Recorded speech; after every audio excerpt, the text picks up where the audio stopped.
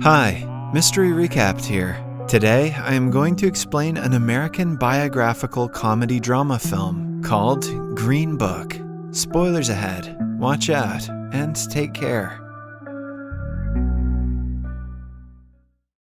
The premise of the movie is set in the year 1962. An Italian-American doorman, Tony, works at the Copacabana nightclub in the Bronx. He frequently comes across rude customers on his job, but is not afraid to throw hands when they break the club's code. One day, a wealthy businessman visits their club and emphasizes that his hat must be kept safe since it was a gift from his mother. Tony steals the hat, which makes the businessman go ballistic on the staff. Later, he gives it back, pretending to have recovered it from a thief. Because of the gesture, he not only gets money from the businessman, but also befriends him.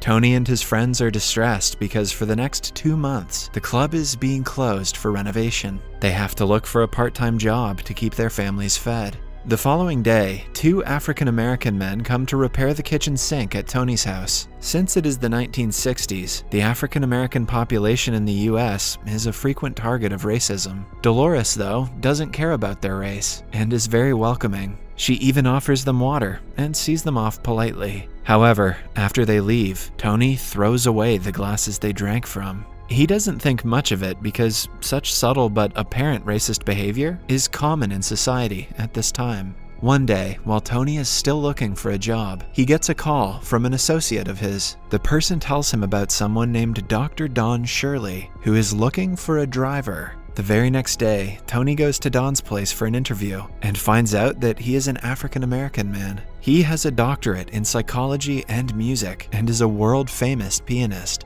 Tony has never seen such a luxurious lifestyle in his entire life, and to think that it all belongs to Don is surprising to him. The pianist is planning to go on an 8-week concert tour through the Midwest and Deep South, and needs Don to be his driver for the trip. If everything goes well, they will be able to return home on Christmas Eve. Don explains the job to Tony, who is unwilling to be his butler alongside his driver. Don increases the pay because he knows that he's going to face extreme racism on the trip, and Tony seems like someone who can protect him. But Tony refuses and walks away. Later that day, the pianist calls Tony's home and asks Dolores for permission to take her husband away for 2 months. Tony agrees to accompany him for $125 a week. And remember, in the 60s, you could have bought some pretty sweet NFTs with that money. On the day of their departure, Dolores wishes him farewell and urges him to write letters throughout the trip. The record company rents them a nice car and informs Tony that if he misses a show, he will only get half the money. More importantly, they provide him with something called the Green Book. It is a tourist guide for Black people in America that consists of a list of safe places for them to stay in the segregated southern states. Tony is surprised that something like this book even exists. The journey starts, and initially, Tony bores Don with his non-stop chatter. Don is also especially annoyed because of Tony's improper grammar usage and absurd vocabulary. His habit of eating messily with his hands and taking a leak in the middle of the road all seem outrageous to him. With his first show, Don impresses everyone, including Tony, with his brilliant performance. Tony immediately starts to respect him as a musician. Later, he is caught gambling with the helpers while waiting for the show to end. Don stops him, disappointed that he chose to come outside when he had the option to take the high road and stay at the party. As the journey continues, Tony plays contemporary music on the radio. He is shocked to find out that Don doesn't know popular musicians like Aretha Franklin, since she is especially famous among the African-American community. He is even more surprised when Don reveals that he has never had Kentucky Fried Chicken. They stop at the original restaurant in Kentucky, and Tony forces Don to try some. Although he is initially skeptical about eating with his hands, he is pleasantly surprised upon trying the dish. One day, they stop at a gas station where Tony finds an expensive jade gemstone on the ground that seems to have fallen off a cart of a rock seller. He pockets it, but is immediately called out by Don. The pianist asks him to go inside and pay for the rock this instant. Tony whines and groans, but does it anyway. Then, the duo reaches the second venue, where the grand piano for Don is not cleaned. The janitor claims that a Black person like him would have no problem playing on such a piano. The comment makes Tony furious, and he punches the man in the face. The piano is then cleaned and polished for the performance. As they head further south, Don is made to stay at blacks-only hotels. Even though he is among his people, he doesn't seem at home.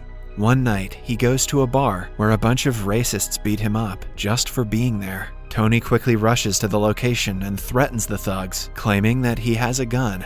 After they narrowly escape the encounter, Don asks him if he really has a gun. Tony replies that he was just bluffing, and the two continue to the hotel. For the next concert, they stop at a southern mansion. As usual, Don is the center of attraction in the room and is respected by all. He is also the only African-American man other than the butlers, but he is used to such an environment. The host even makes special fried chicken for the main guest, but during intermission, he is barred from using the white people's bathroom. The host directs him to a tiny cubicle made of wood outside the house.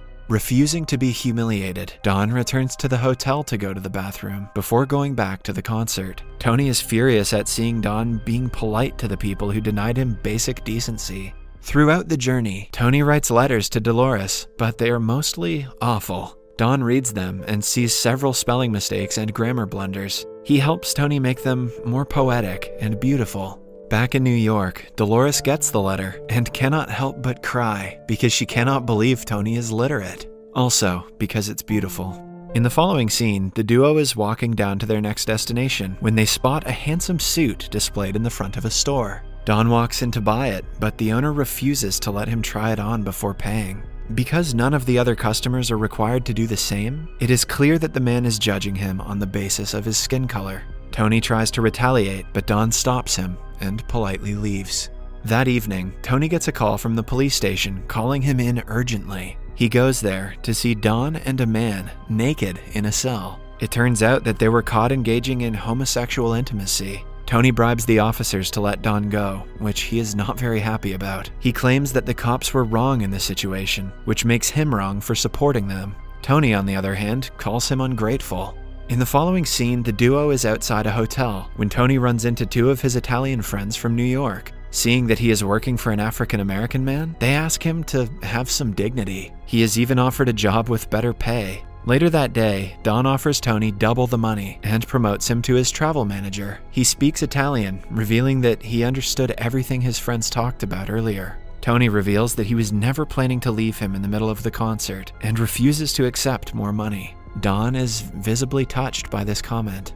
On the way to their final show in Mississippi, the duo is pulled over by the local police. It turns out that in their part of town, African-American people are restricted from being out past sundown. The officer pulls them out of the car and calls Tony a racial slur for being an Italian. He loses his temper and punches the officer, eventually leading them to being arrested.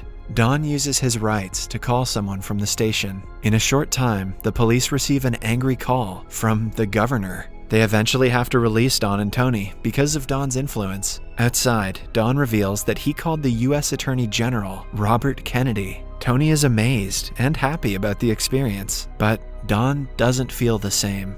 He is furious at Tony, since now they'll be late for the last show. He has been called names his entire life, and is mad that Tony couldn't even handle it once. The conversation turns into an argument when Tony calls Don a delusional rich man who doesn't know anything about the struggles his own people have to face. Don storms out of the car in frustration. His entire life he has been too black for white people, too white for black people, and not man enough for being a homosexual. He expresses his frustration to Don, who understands his problems and silently apologizes.